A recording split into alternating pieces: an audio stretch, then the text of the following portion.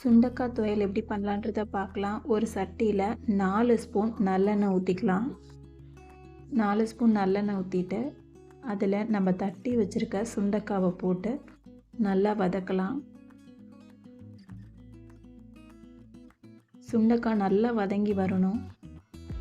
நல்லா சுண்டக்காய் வதங்கி வந்ததுக்கப்புறமேட்டு அதை எண்ணெயிலேருந்து எடுத்துக்கலாம்.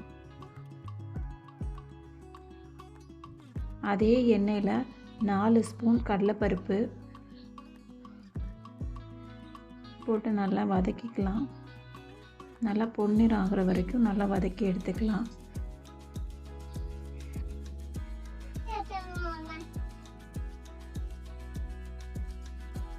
அதோட 10 பல்லு சின்ன வெங்காயத்தை சேர்த்துக்கலாம். சேர்த்து நல்லா வதக்கலாம். அதோட 4 பல்லு பூண்டையும் போட்டு நல்லா வதக்கிக்கலாம். தேவைக்கேற்ற வரமிளகாய் சேர்த்துக்கலாம். சேர்த்துட்டு புளி கொஞ்சம் சேர்த்து அதோட ஆட் பண்ணிக்கலாம்.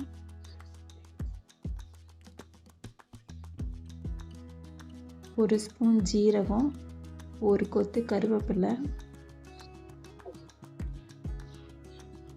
எல்லாத்தையும் சேர்த்து நல்லா வதக்கினதுக்கு அப்புறமேட்டு ஒரு சில தேங்காய் ஆட் பண்ணிக்கலாம். அதோட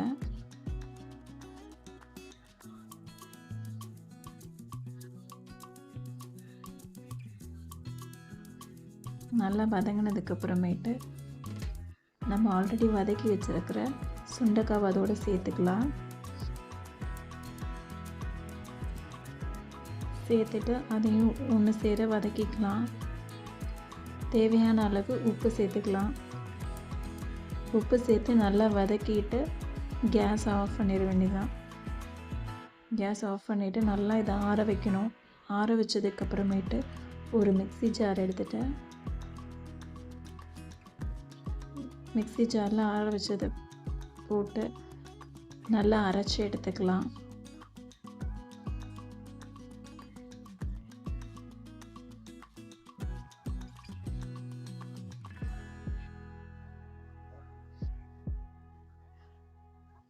ஆற வச்சது நல்லா இந்த கன்சிஸ்டன்சிக்கு அரைச்சி எடுத்துக்கலாம். நல்லா கெட்டியாக இந்த மாதிரி அரைச்சி எடுத்துட்டு சாதத்தோடு பிசைஞ்சு சாப்பிட்டா அவ்வளோ டேஸ்ட்டாக இருக்கும். செஞ்சு பாருங்கள்.